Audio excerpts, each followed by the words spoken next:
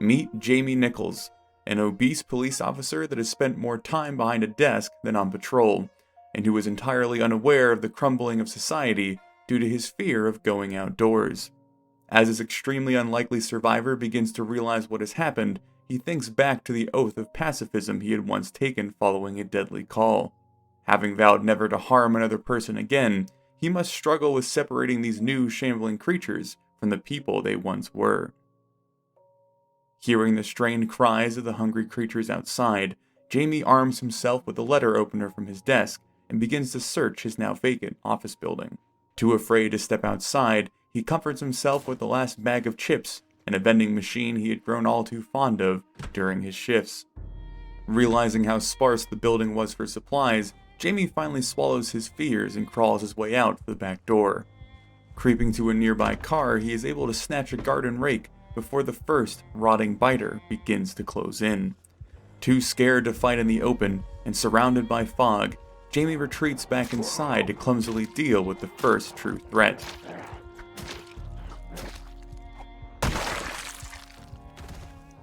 Knowing that the meager weapons he had secured wouldn't protect him for long, Jamie looks across the street and spots a nearby hardware store, though it is guarded by a few stray shamblers.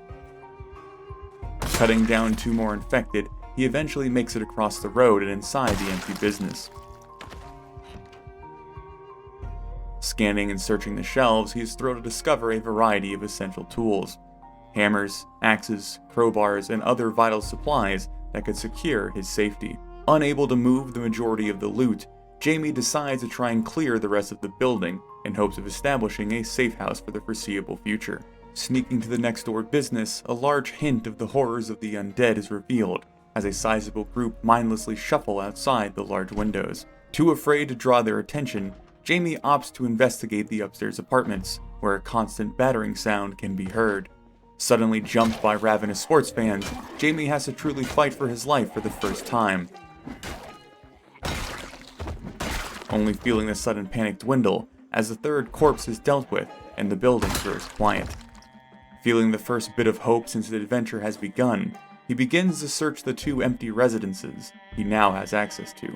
Discovering a small amount of food, a handful of ammo, a hiking backpack, and a rifle, Jamie curses his lengthy absence from the firing range and decides it's best to save the firearm for when his nerves calm down. Consolidating the essentials into an easily retrievable bug-out bag, Jamie's paranoia leads him to begin constructing multiple escape routes from the elevated apartment. Nailing down various escape ropes from a handful of the windows, he finally feels brave enough to peek out towards the alleyway to learn of his surroundings. Spying a parking lot not too far away, he wonders if he could feasibly make it to a working vehicle, but is quickly interrupted by another zombie looking to spread its infection.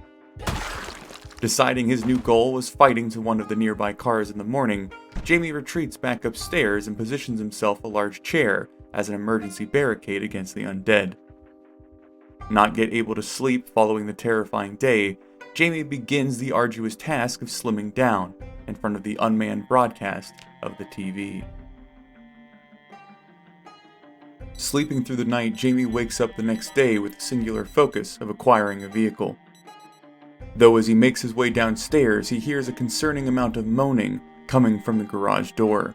Peeking open the back door, his worst fears are realized as the once clear alleyway is now infested with the undead. Trying his best to lure the horrific creatures in slowly, Jamie is eventually overwhelmed by their numbers and forced to retreat upstairs. Biding his time, he strikes forth from his apartment once more, in hopes of clearing at least the back room, but is quickly faced with the unending numbers of the horde as he flees yet again. Desperate to buy himself as much time as possible, he barricades the staircase and cowers in his home as he hurriedly attempts to formulate a plan.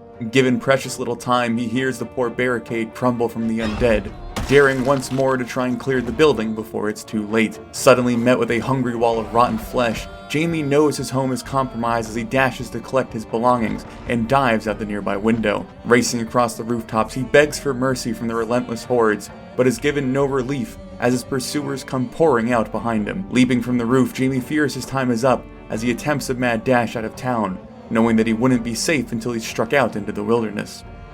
Overburdened, exhausted, and terrified, Jamie wills his feet forward as the strangled cries of the infected haunt his steps. Dashing through the trees and stumbling upon an empty dirt road, he knows that if he's chased any further, he's surely dead, deciding to throw himself into the forest one final time in a truly desperate attempt.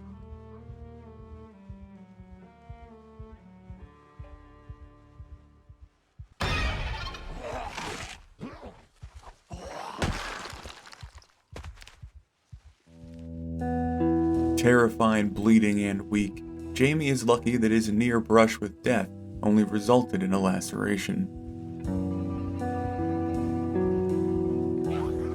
Though even as he defends himself from the straggling pursuers, he wonders if his fate is already sealed, and that this horrid infection is taking root in his mind.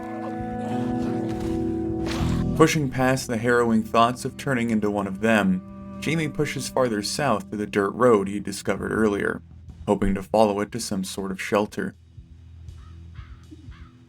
Thankfully, his prayers are answered, but even this far out from the city, there are deadly clusters of the undead.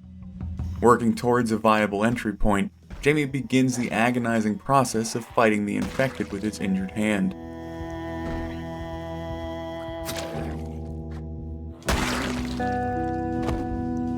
While it is slow going, his careful and methodical approach eventually allows him to cower in the expanse of the outdoors and feel the first moments of peace since fleeing his previous home.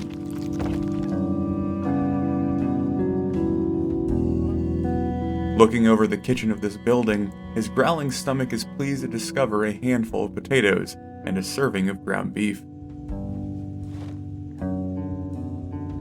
Before allowing himself the fruits of his labor, the paranoid survivor checks to see if the horde followed him inside, only then indulging in the first bit of warm food since this nightmare had begun.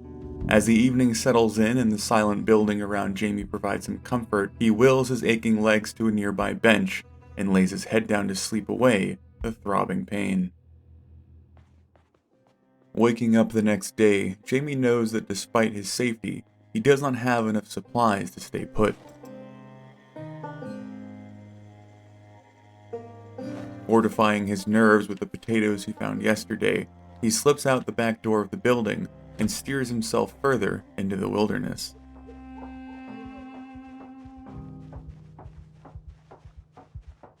Striking out on a hiking trail, Jamie knows his chances of finding more food is slim, but every step away from town feels like a small victory against the undead. Wandering further and further into the morning fog, Jamie begins to stumble upon isolated infected, which leads him to believe that some sort of civilization may be near.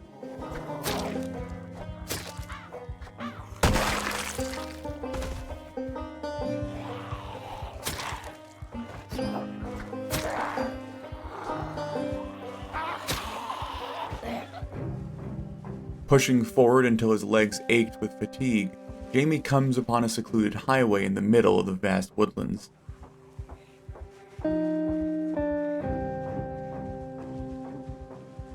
Spying a nearby car that could be his salvation, he fights through the relentless undead before seeing what he could scavenge.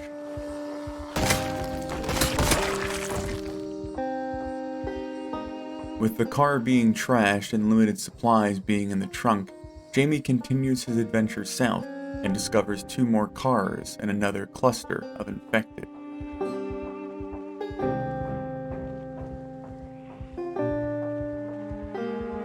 Slowly, painfully, carefully, Jamie begins to fight through the endless death of this world, dispatching one zombie after another as the day begins to pass by.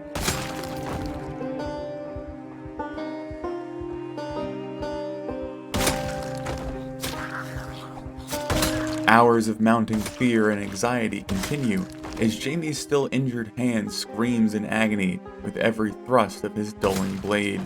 The hope of reaching the wreck becomes more and more distant as the sun begins its descent. Finally carving through the last of them, Jamie drags himself towards the vehicles and doesn't find any food for his efforts, though a map of the town he had fled is an essential piece of information going forward. Too hungry to hold off on it any longer, Jamie eats half of his preserved food to keep his energy up. Using this quickly waning burst of energy, he tries to push even farther south, but finds the highway too dense with infected to make any headway.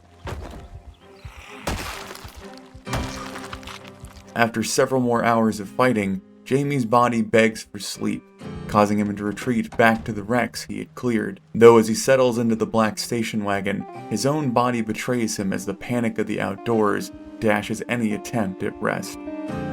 Hoping to grow so tired that he sleeps through the fear, Jamie holds up in the broken vehicle as the night drifts by, and the sun shines on another horrific day. Having eaten the last of his food, exhausted and running out of options, Jamie looks to his map in desperation before spotting an isolated cluster of homes off to the west. Though it's a long trek on an empty stomach, Jamie is left with very little options as he bids farewell to his temporary shelter and heads off into the woods once more.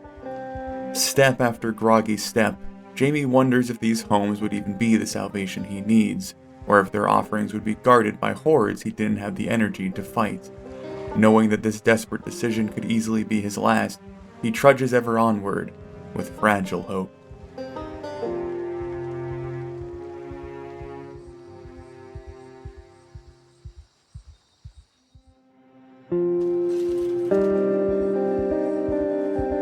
Stomach growling as Jamie finally makes it to the isolated homes, he drags himself inside and finally finds hope in the form of a lime and a steak.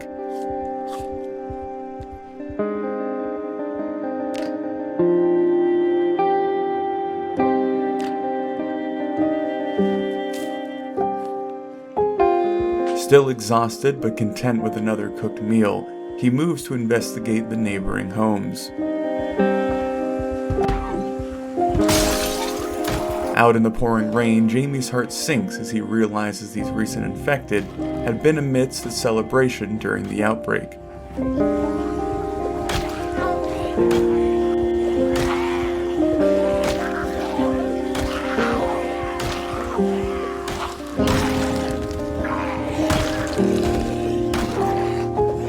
Still struggling with his injured hand, he eventually gives them the peace they deserve before making it inside. Drained but safe, he tries to remember what life once was, as another pre-programmed broadcast plays on the TV. Removed briefly from the day's events, Jamie collapses into bed with plans of finally being the aggressor in the morning. Flexing his now recovered hand, Jamie wastes no time in striking out into the early hours of dawn, focused on making his way to the barn further west. Unfazed by the numbers of undead with his grim resolve, he continues to chop and slash his way through them, feeling the first ounce of control as he inflicts his fury.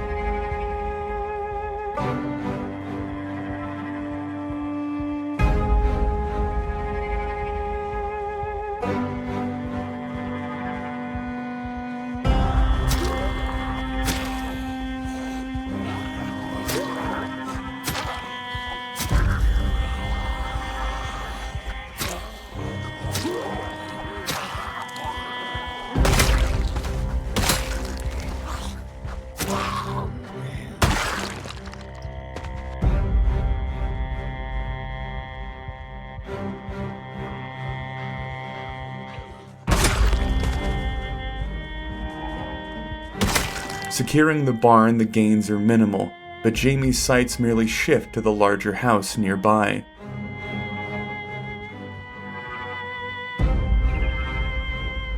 Faced with the horde that would have forced him to flee in the city, he uses the advantage of the rural area to pick away at them one by one.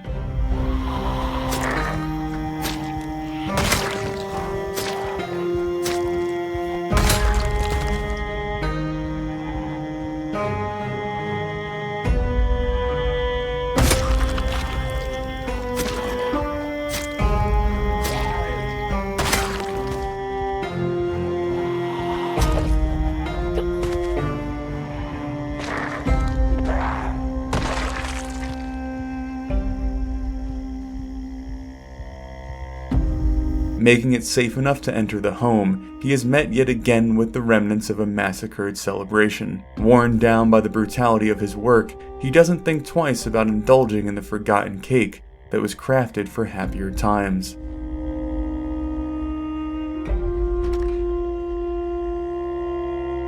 Unimpressed after searching the home, he doesn't make his way back with supplies, but wonders if the larger structure would be a better shelter than the cottage he was held up in. Working through the ideas, he clears the stray undead plaguing the field. He eventually surrenders to the fading light of the day and resigns to decompressing indoors.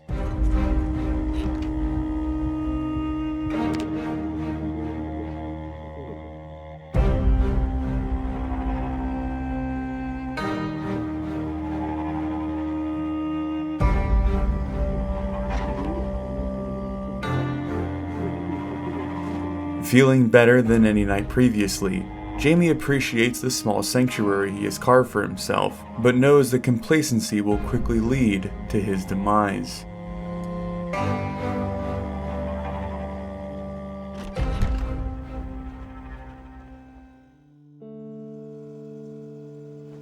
Thankful to wake up to a small stockpile of food, Jamie plans on using his temporary safety to begin scoping out the nearby homes. Moving past the carnage he'd caused yesterday, he finds the main road to the west and north, but spots more hollow souls guarding it. Beginning to feel somewhat empty himself, Jamie dispatches the corrupted souls as if they were simply a speed bump in his path.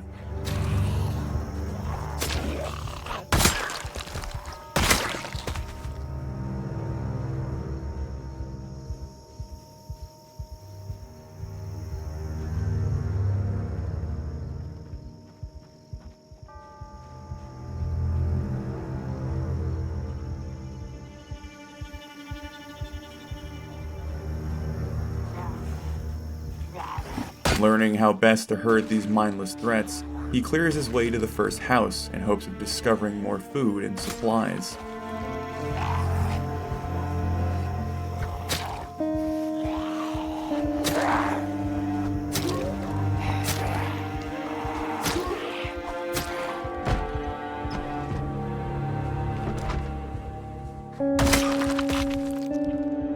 Ultimately finding very little, Jamie does get a taste of joy at discovering a bundle of fresh grapes.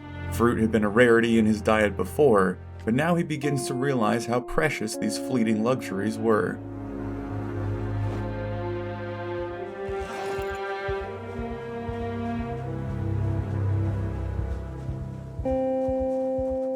Returning back to his cottage, he makes sure to keep track of which homes he has visited, though each X on the map now symbolizes one less source of food. Unable to bring himself to go back out into the unknown in the failing light of the afternoon, he fills the rest of his day by washing away his sins, attempting to keep up his fitness, and leveraging the nearby homes for fresh timber.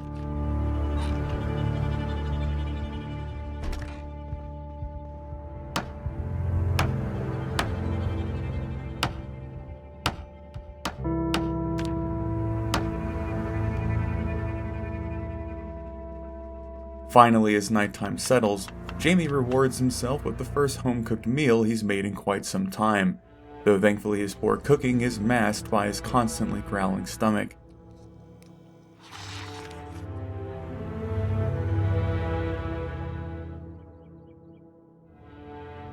Waking up and realizing that a week has now gone by, Jamie tries to ignore the rising sorrow from his solitude and strikes back out from his home. Making his way through the morning fog, he travels west today to search more nearby locations.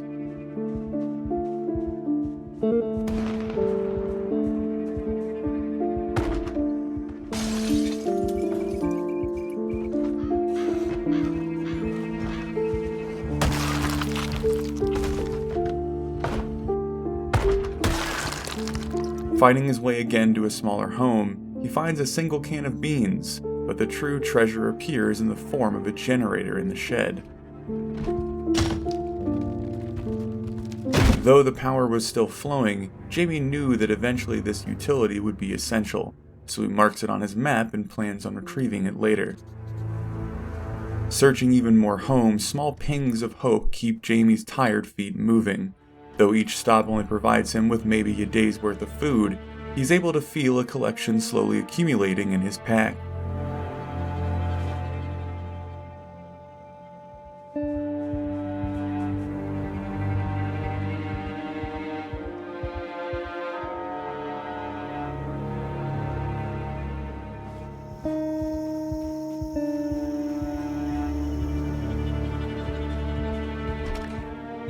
Working his way back home, he tries to distract himself from his situation by rearranging his space and putting up rudimentary barricades on the windows.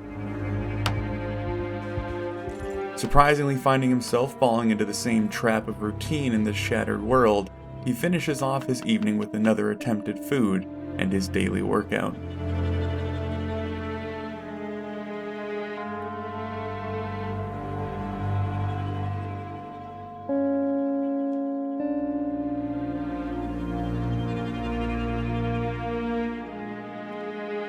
Unable to sleep through the night, Jamie realizes that his situation isn't sustainable, as his sources of food require longer and longer treks.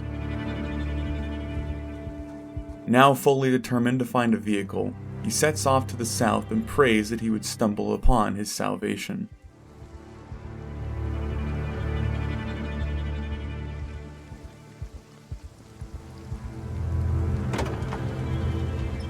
Finding only wrecks and clunkers, his resolve begins to dwindle before the distant sighting of an abandoned vehicle catches his eye.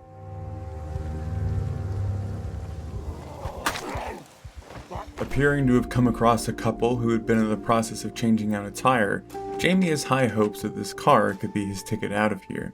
Quickly finishing the job they had started, he thankfully finds the keys in the ignition, but feels his heart drop as he realizes it's out of gas. Checking the nearby wreck, he begins to hunt for a car to siphon, deciding to head further west down the main road.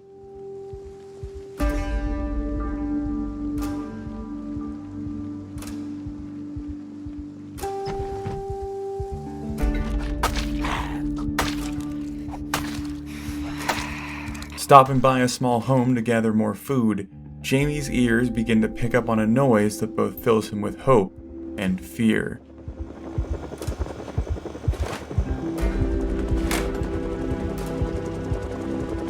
A helicopter could mean many things, from a form of rescue to a sweeping massacre, but all he knew for sure was that the many undead would hear its roaring blades for miles around.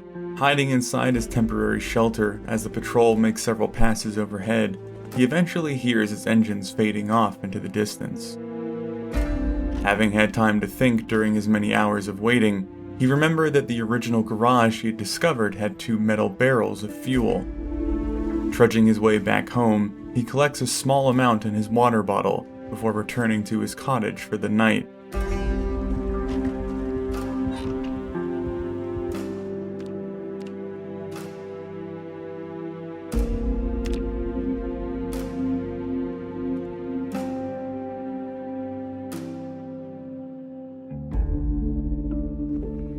Waking up early, Jamie feels even better prepared than yesterday, knowing that a working vehicle was finally in his grasp.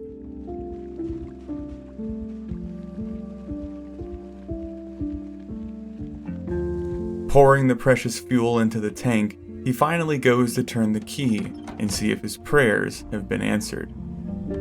Beaming from ear to ear, he drives his new ride back home so that he can fully fill the tank, pondering all the new opportunities he had opened up for himself.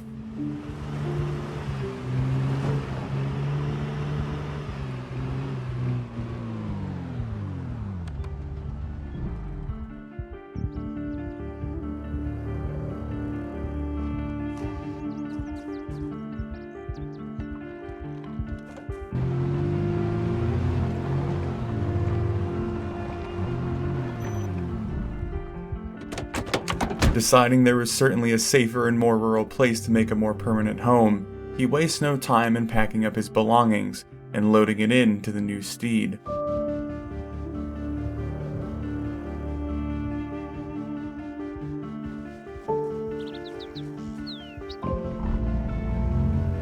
Bidding the cottage one final farewell, he stops by the generator he had discovered earlier, and then steers his direction away from West Point.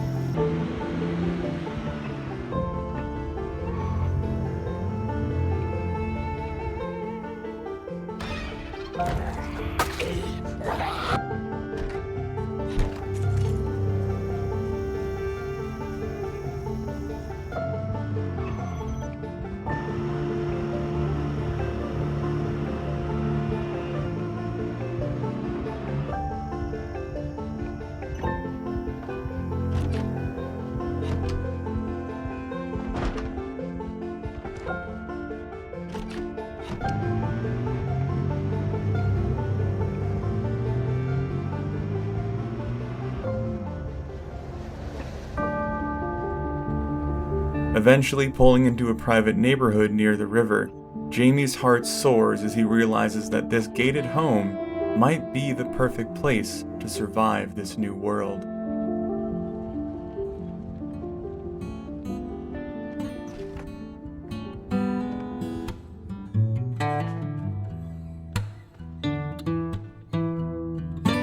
Fully claiming his new home, Jamie pulls his car into the garage for the first time and gets to work on settling in.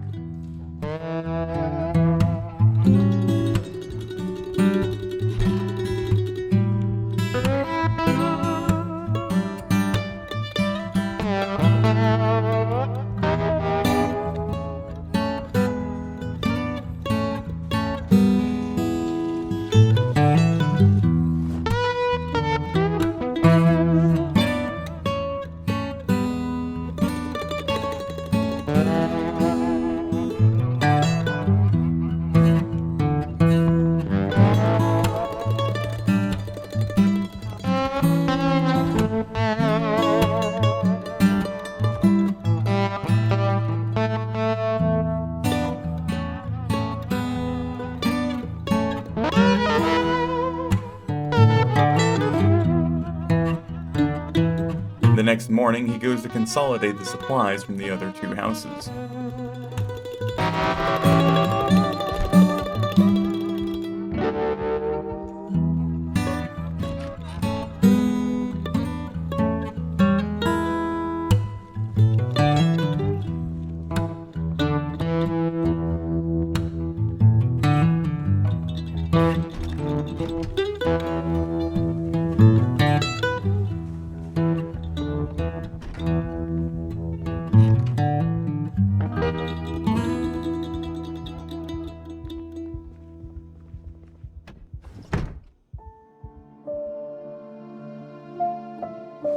With the neighborhood fully secure, Jamie settles into the welcome calm for now, but knows that there are still items he'll need if he wants to make this home sustainable.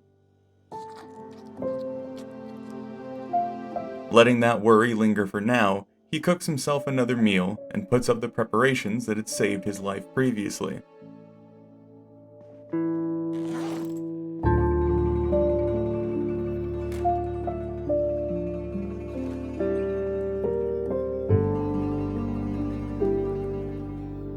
Ending the evening by skimming through a book on carpentry, he eventually heads to bed late into the night.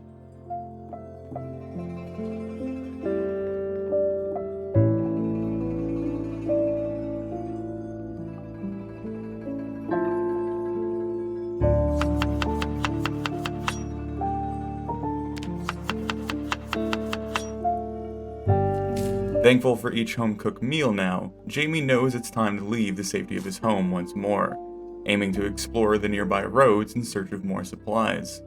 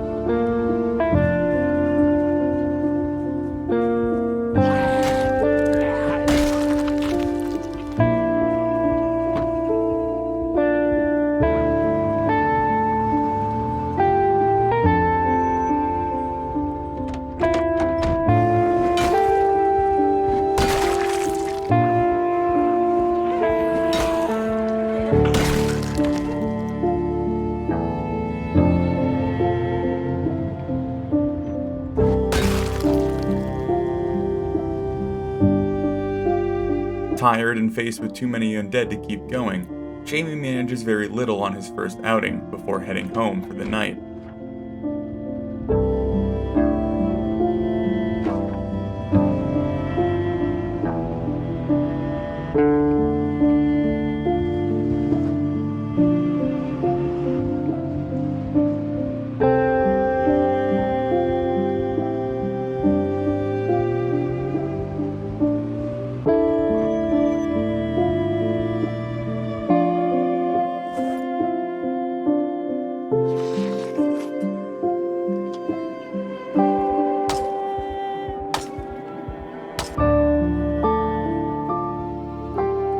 Wanting to feel some sort of accomplishment, he takes inspiration from the nearby dock and attempts to spearfish for the first time. Though it takes several hours, he catches one of the smallest slimy creatures and suffers through filleting it for that evening's meal. Feeling more disgusted after handling the fish than he had during his encounters with the undead, he takes the time to wash himself before turning in.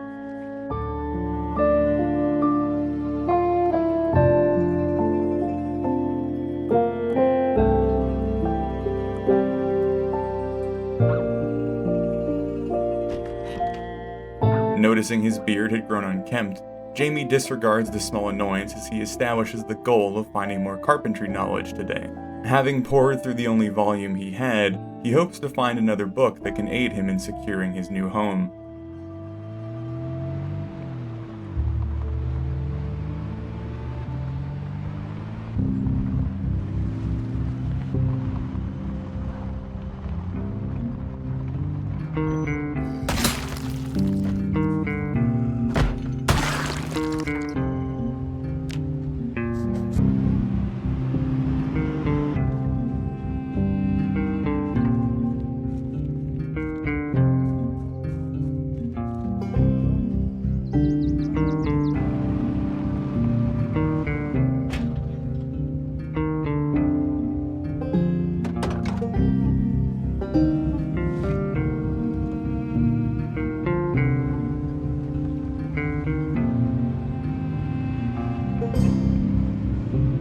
Happening upon an ominous horde, Jamie feels his heart stop for a moment before his smoldering vengeance provides him with resolve.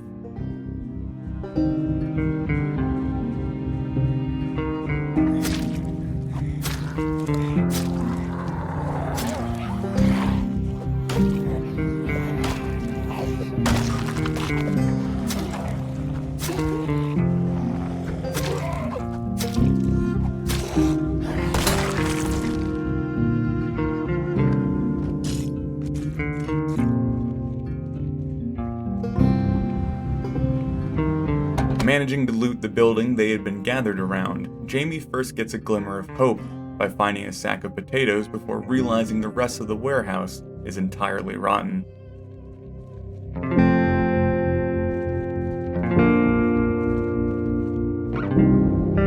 Able to acquire a mostly empty fuel barrel on his way out, Jamie still hunts for the woodworking knowledge that he needs.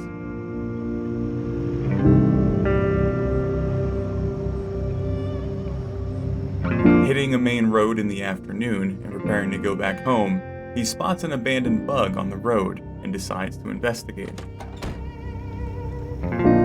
In one of the few lucky breaks this world now offers, he nearly cries at discovering the very book he needed in the beetle's trunk.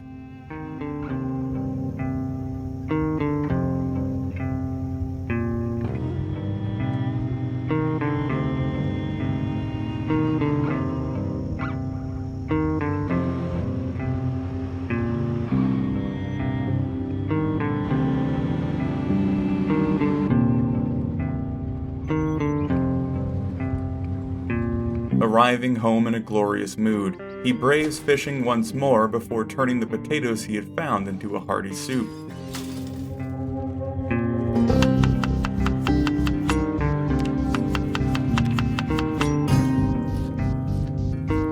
Eventually changing out some of his tattered clothes, he tucks himself into the comfy chair in his living room and only manages a few pages of his book before heading to bed.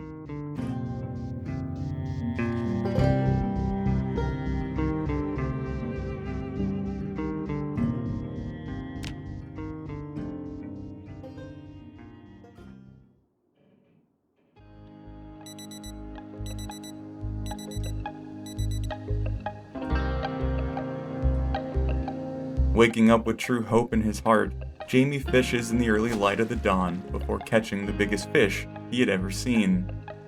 Fully fed, keeping up with his fitness, and truly happy, he dedicates the majority of the day to his new manual, but finds more time to fish and watch an old VHS on the TV.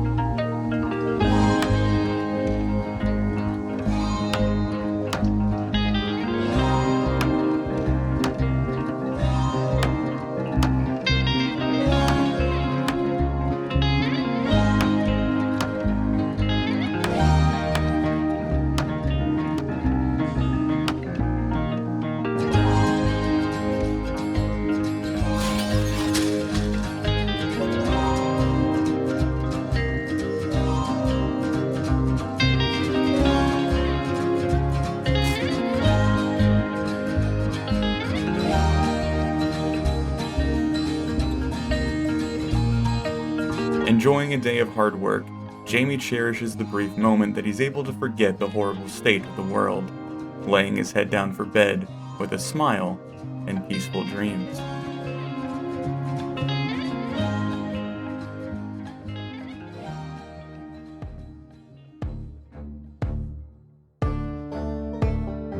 Though Jamie is under no immediate threat, he's becoming more and more aware that his lack of knowledge and information will lead him to ruin. Going through his morning routine, he starts to summon the courage to go back to West Point, knowing that the local school would hold all the necessary literature he needs.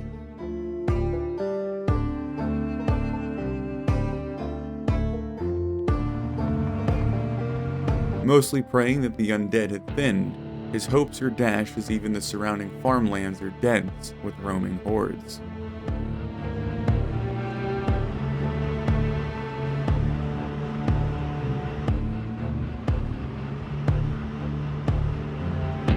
Knowing that he won't be making it deeper into West Point today, he turns back around to explore the winding road he had driven previously.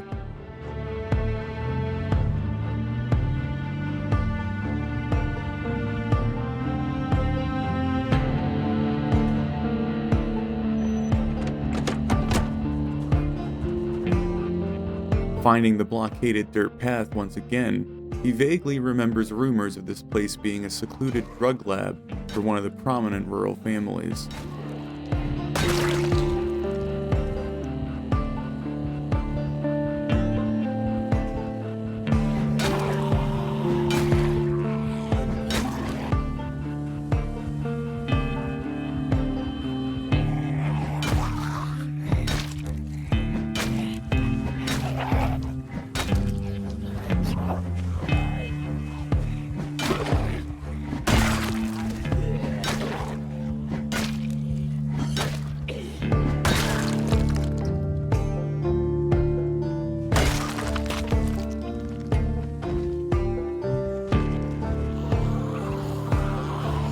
After fighting through a large grouping of undead, who must have craved one last hit before the world ended, he eventually makes his way into the first cabin and has his memory jogged. The T-Boys was once a notorious name that rumbled through the police station like clockwork, but now even these troublesome outlaws found themselves in the same place as their neighbors.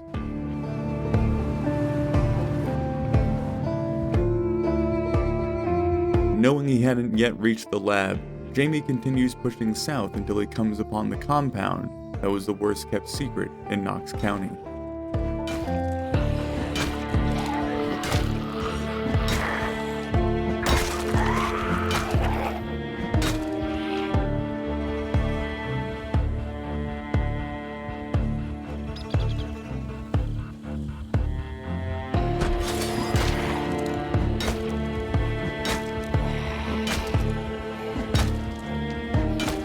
Perhaps giving these degenerates the justice they finally deserved, Jamie eventually feels the fatigue setting into his arms and notices the light failing for the day. Deciding to come back and finish the job tomorrow, he returns back to his SUV and makes the trip home.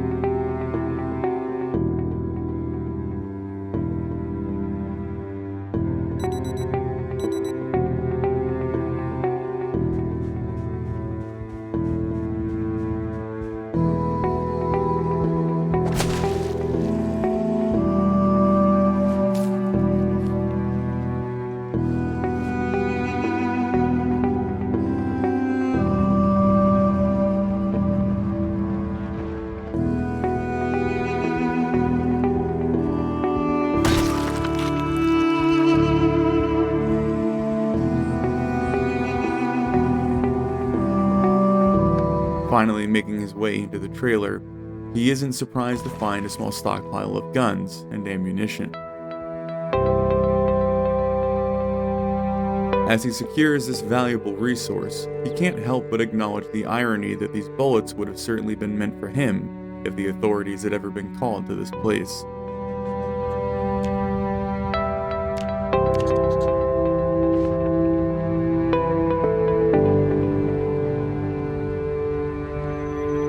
Wondering how his fellow officers would have reacted to this hollow victory, Jamie settles into his home for the evening and sets up a ham radio beside his bed in hopes of hailing anyone else that may still be out there.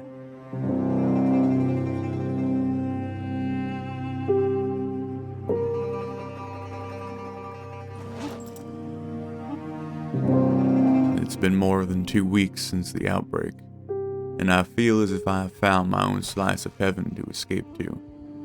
Though each day I strike out in search of more supplies to keep me going, I'm beginning to wonder what the point of it all even is.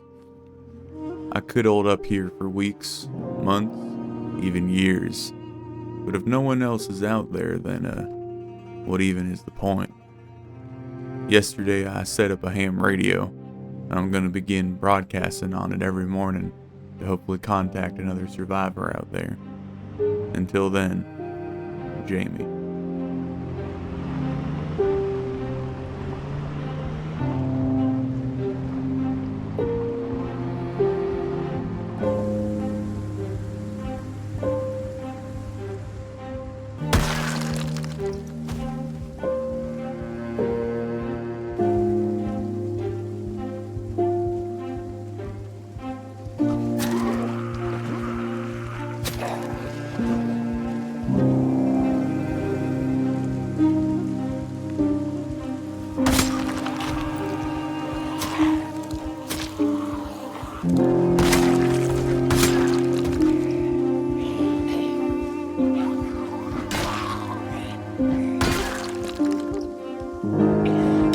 Feeling less and less as he scatters the brains of the undead across the earth, Jamie fights his way to a posh riverside gym before having his interest piqued by a nearby boathouse.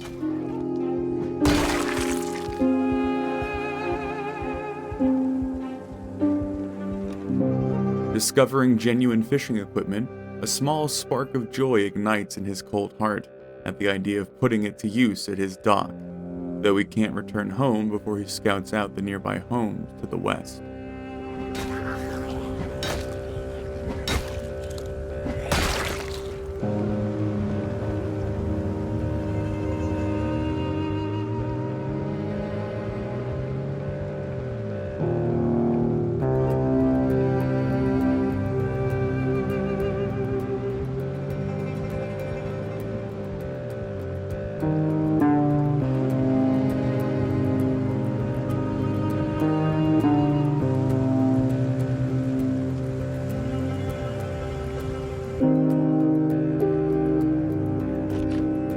knowing tomorrow will be filled with even more death, he brings the fishing supplies out to his small sanctuary and lays out one of the smaller nets along the tranquil riverbank.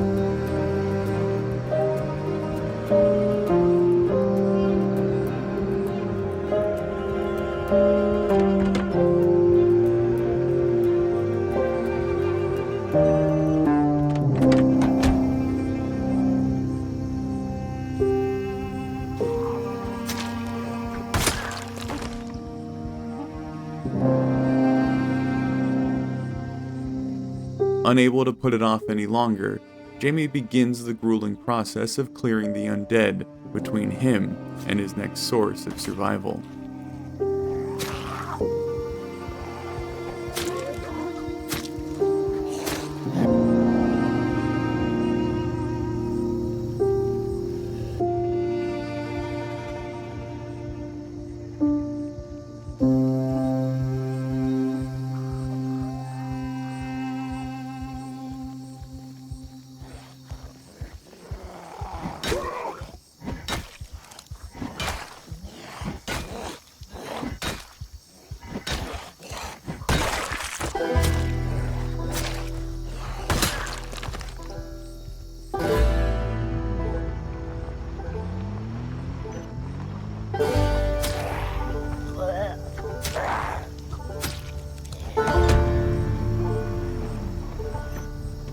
Finally making it to the first home, he thinks back to his cramped apartment back in West Point, realizing that all the luxury in the world can save you from this horrid infection.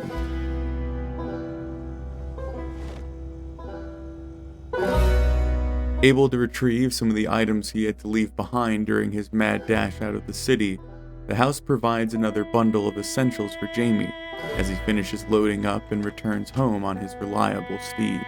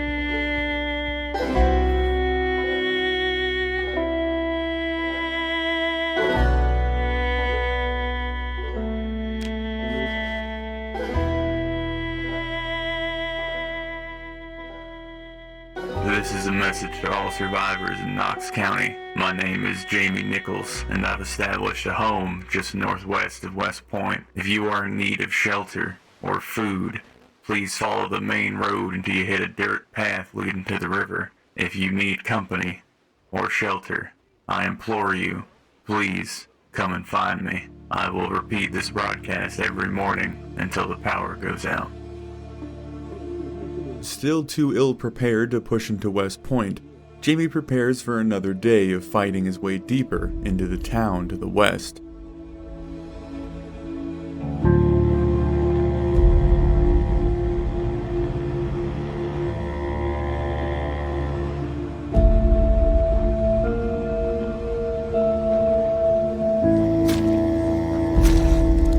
While small cracks in his heart still form every time he lays one of these foul creatures to rest, he's able to acknowledge the numbness taking over his movements.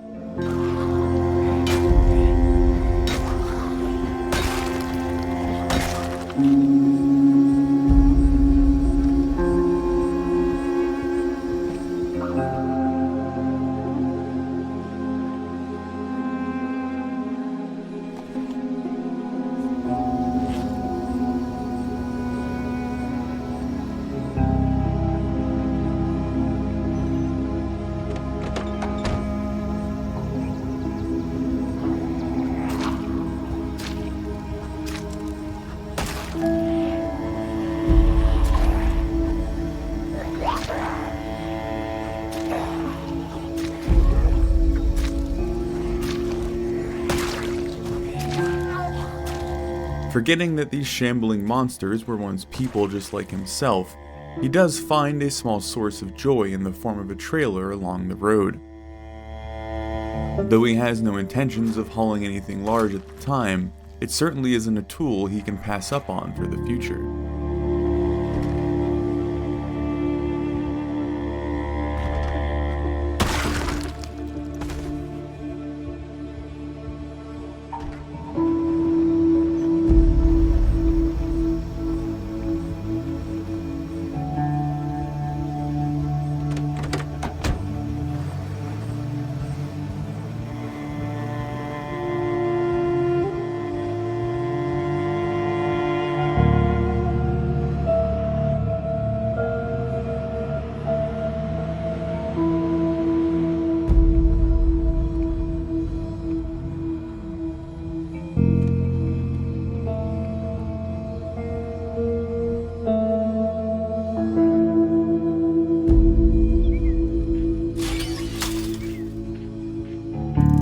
Trying to forget all the horrors that occur outside his small sanctuary, he spends the evening fishing in the river and cleaning the blood and guts from his person. Finally, in a desperate attempt to remind himself of what the world once was, he trims his beard back down to its normal length.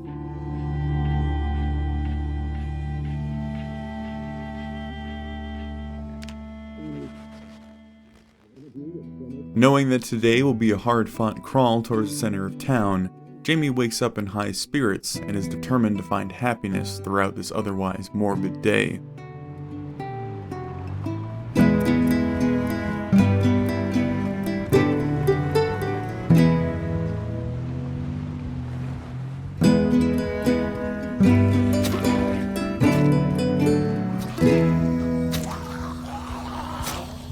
Making a dedicated effort of clearing the road of wrecks on his way into town, he envisions all the vital supplies he'll be able to haul from the larger structures out of reach.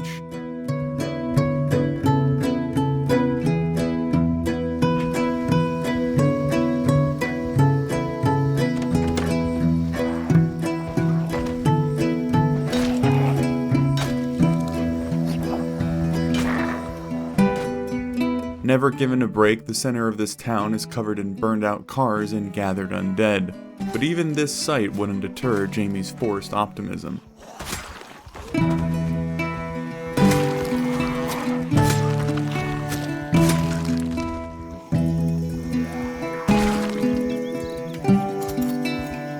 Finding it too late in the day to push to the enticing building of the police station and the farming store, he surrenders that victory must wait till tomorrow, as he returns back to his vehicle.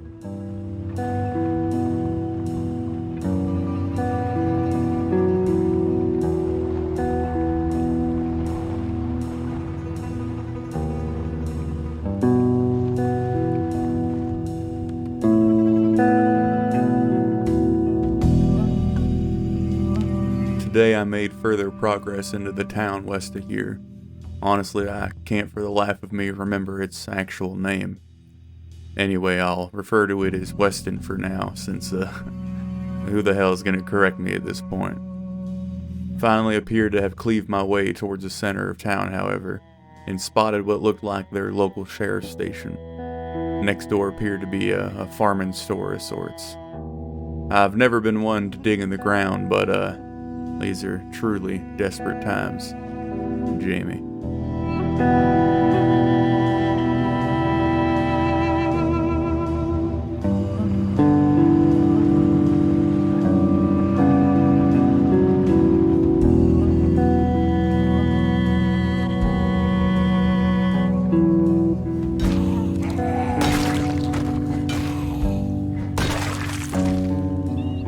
Having to drive over the carnage he has left in his wake, he spends his morning clearing out the stragglers that have found themselves along the road once more.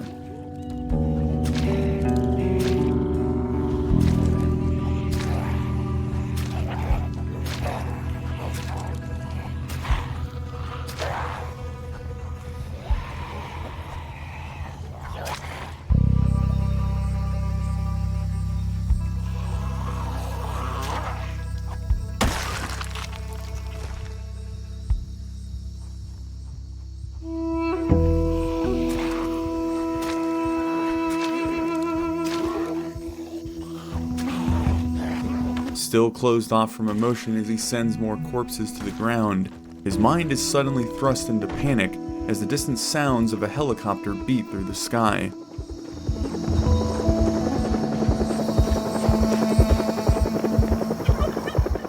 Racing to a nearby building in hopes of hiding from its deadly gaze, he already knows that all his hard work is being undone by the industrial dinner bell hovering above his head. At first ready to simply wait the annoyance out, Jamie's fear starts to ignite in his blood as the sound of undead begin to batter the very walls he hides behind.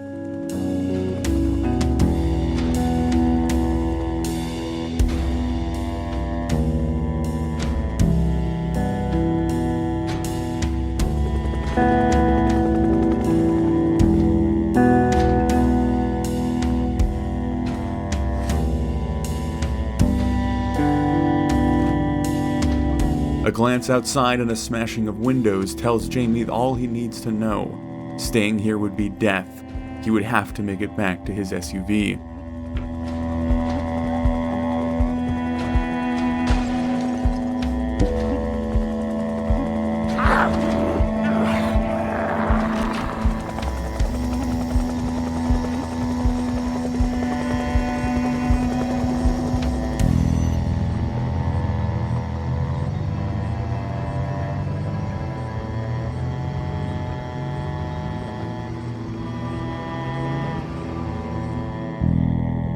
Waiting out the pilot from hell just outside town, Jamie's will to fight shatters as he witnesses the hordes of undead dragging their lifeless bodies across the very road he had just worked so hard to clear.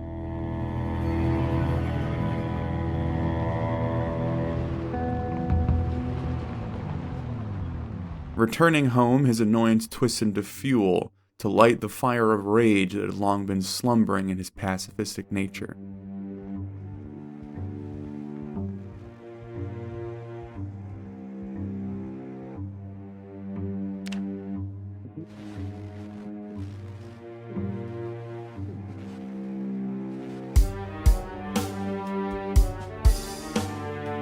I don't know if you're listening. Whoever's flying that goddamn... Angrily clearing the hair from his eyes in the morning, he dons his helmet with one singular intention: death.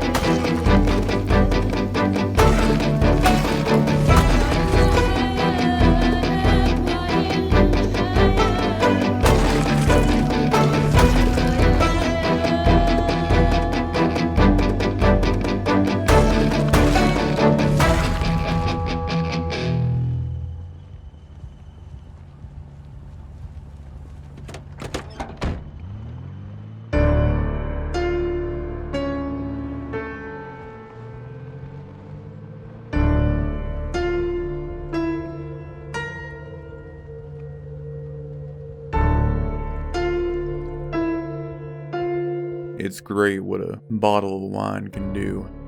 Chasing it with a beer helps. Fuck who is ever in that goddamn helicopter, flapping about like some drunk bird of death. Fuck 'em. I'm tired. My arm is tired. My hands are covered in soaked and dried blood. None of my own. Never my own. I don't know what I've done or who I've become. Whatever fucking day it is, Jamie.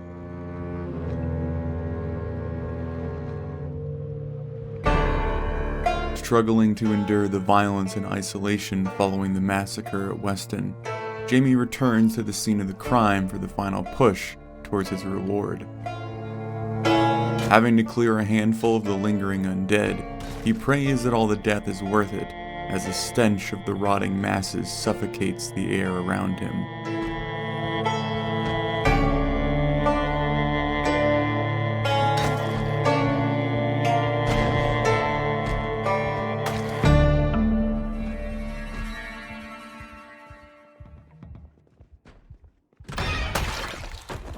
Finally making it inside the farming supply store, he's not surprised to find the seeds of life he had fought so hard to procure.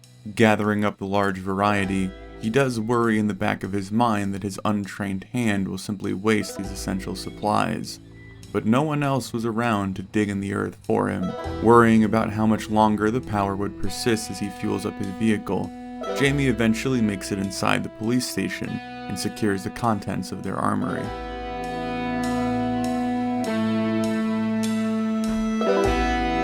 Tucking away enough ammunition to take on a small army, he understands that his lengthy absence from firearms will soon be coming to an end.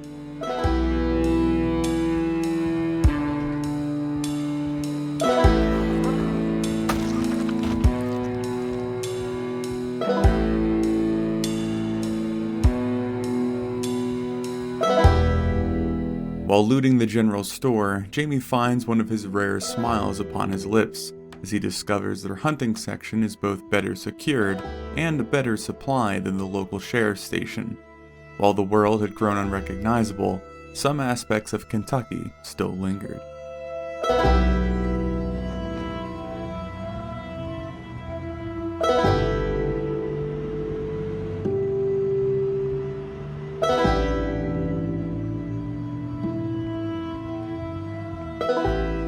Returning home with his soul partially recovered, Jamie cleans himself off before heading to bed, determined to spend tomorrow on more peaceful pursuits to help clear his head.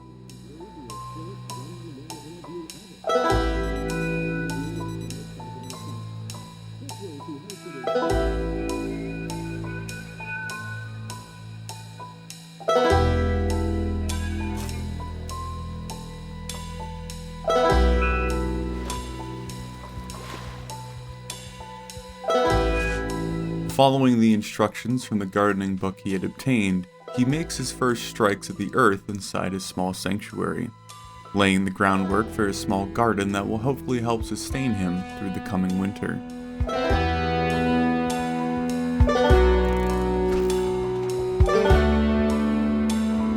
Passing the evening with some calming fishing and some more research on farming, the tail end of his vacation from violence arrives, as his thoughts turn to the necessary bloodshed looming over tomorrow. Despite all he has, and all he has accomplished, it's still essential for Jamie to fight his way back into West Point and gain access to the library located at the school. Knowing that at any moment the power grid could fail and leave Jamie stranded without the essential utility, he has to find literature on the generator he knows nothing about. Deciding a shotgun was the best tool for his neglected aim, he sets the goal of establishing a safe house closer to the edge of town, though a horde of undead stand between him and his destination.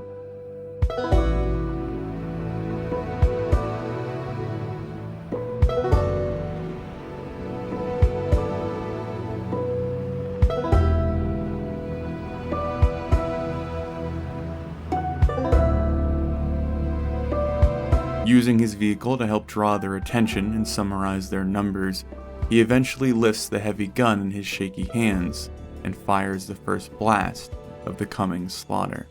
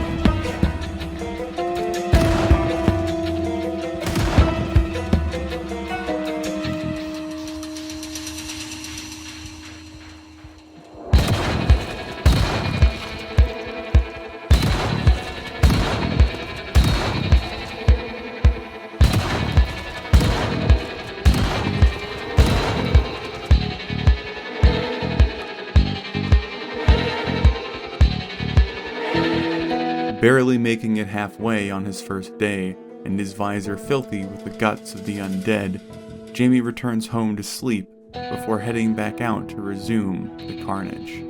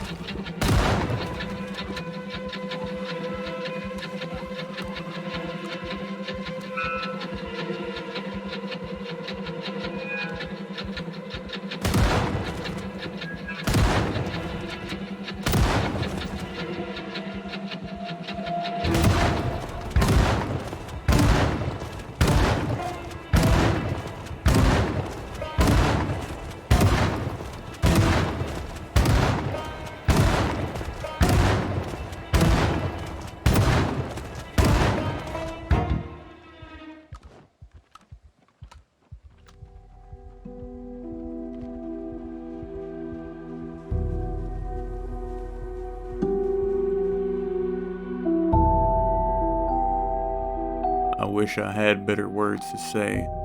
I sometimes wonder why the fuck I even write in this goddamn journal. I need to make it back to West Point. I need to get to that school. But a whole army of those fuckers stand between me and the library. I've killed so many. So goddamn many. Some farmer's field has now become a goddamn graveyard. I'm tired. Jamie.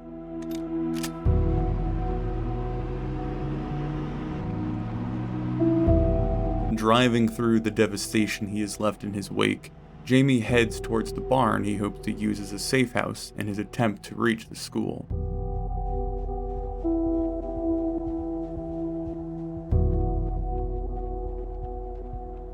Scouting just a fraction into the town is met with a house alarm blaring and undead hordes pouring from every direction, causing Jamie to retreat back into the farmlands.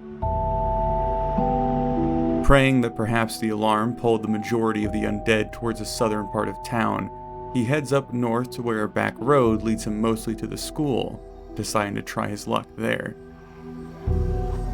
Unable to use his gun since a single blast would bring a tidal wave of undead down upon him, he's forced to hack his way through the still sizable amount of shamblers outside the city.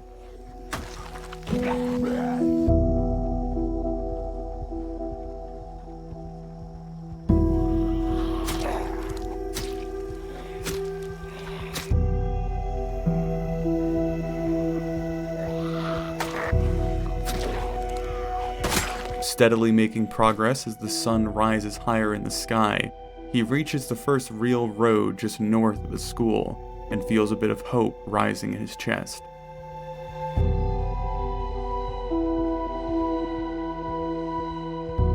Resolve challenged again and again as he spots sizable groups surrounding the school, his composure finally shatters once he sees the unbelievable amount of dead inside.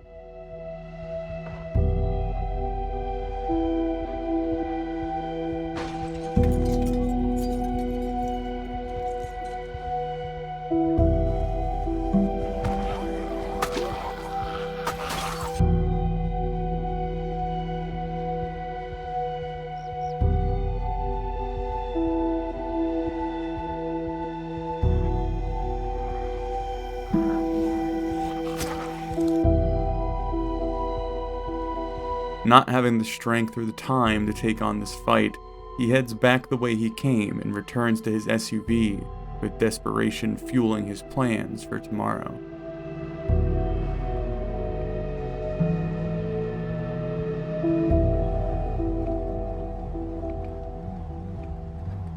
Had my first taste of West Point since the dead chased me out almost a month ago. I can't say I'm surprised by the amount of shambling monsters there are, even on the outskirts. All that death in the field feels pointless now, as even more trickle into the area I previously thought had been made safe. Thankfully, there is a back road that gets me mostly to the school, but the building itself is stuffed full of those fuckers. I don't know how likely it is for me to actually make it to the library. Fuck me, Jamie. This may be my last broadcast. The emergency radio has been reporting outages across Knox County. If anyone is out there, I'm going to try and restore power. But please, be safe. Gearing up in the morning without a plan formed, Jamie forces himself back towards West Point mindlessly in hopes of clearing the school.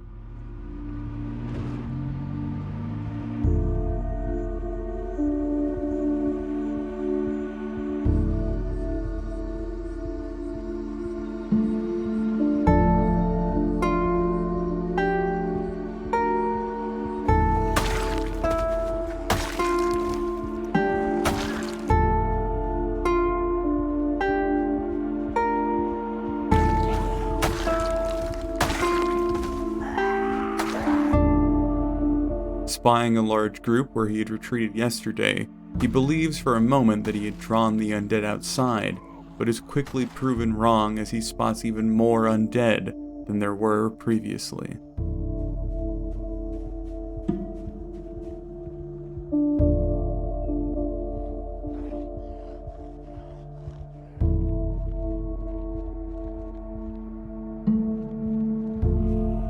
Frantically coming up with the plan of trying to lure the zombies out with gunfire, he uses the open yard to the west to begin firing off shots before darting off to safety.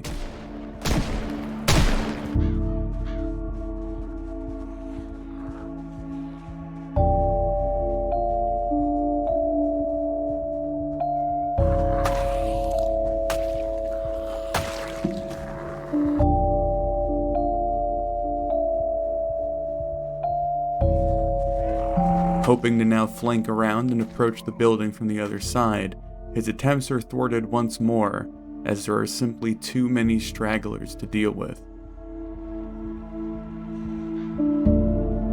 Heartbroken, he surrenders to the inevitable, and retreats back from West Point for the second day in a row. The town has now been claimed by the undead, and Jamie has no hope of wrenching it from their rotten flesh.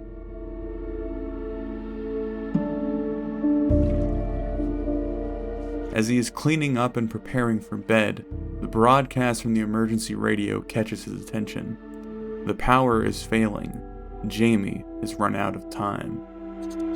Aimless and distraught, he reminds himself that Weston hasn't been fully explored, which, though the chances are slim, it could hold the key to survival he's been fighting so hard to obtain.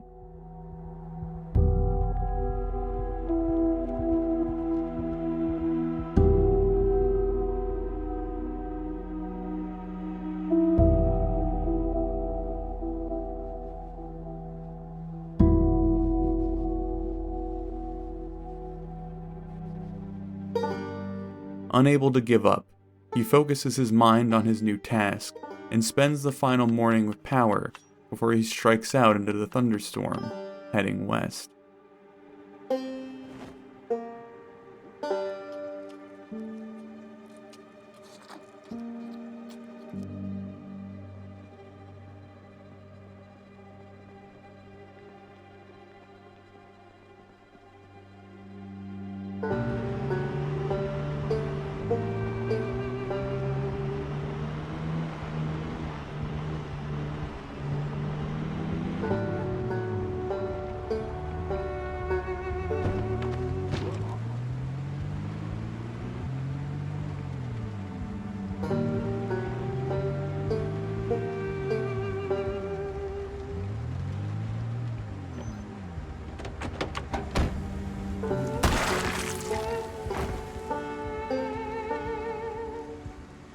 Finding himself growing angry as the streets he once cleared now hold more stumbling corpses, he lets out his mounting fury and despair by blasting down the gathered dead in a wild and dangerous manner.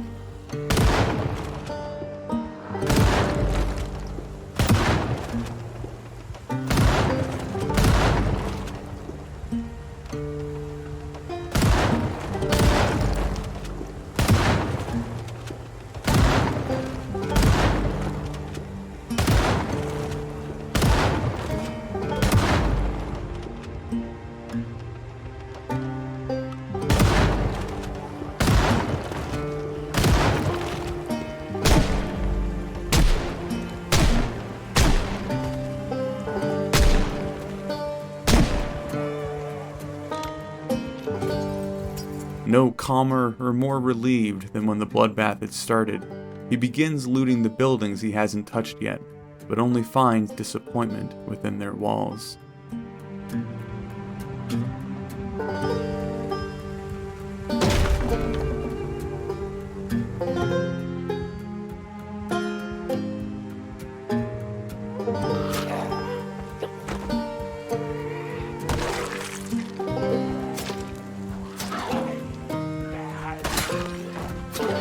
Eventually stumbling upon a car that looked in good shape and still had the key in the ignition, he figures out that it's simply out of gas and moves to fix that problem.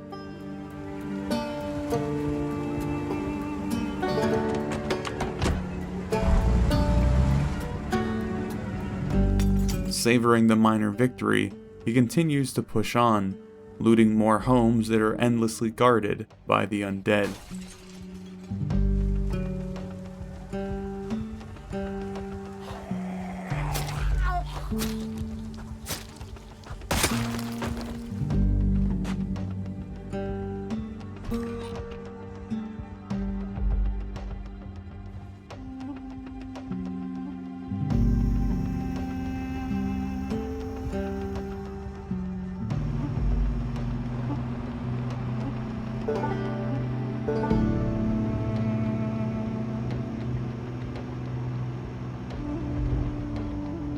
Beginning to tow his backup vehicle out of town, he ends up spotting a hidden driveway while disposing of the residual walkers he had drawn out.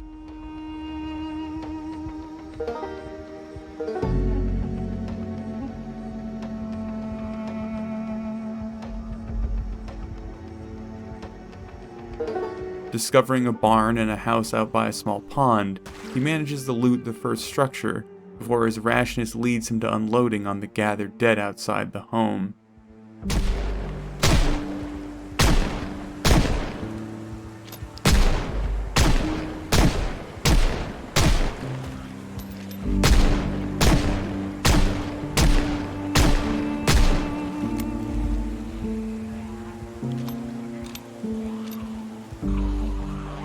With more and more pouring out of the nearby trees, his fear finally pushes him to flee, forcing him to retreat once again for the third day in a row.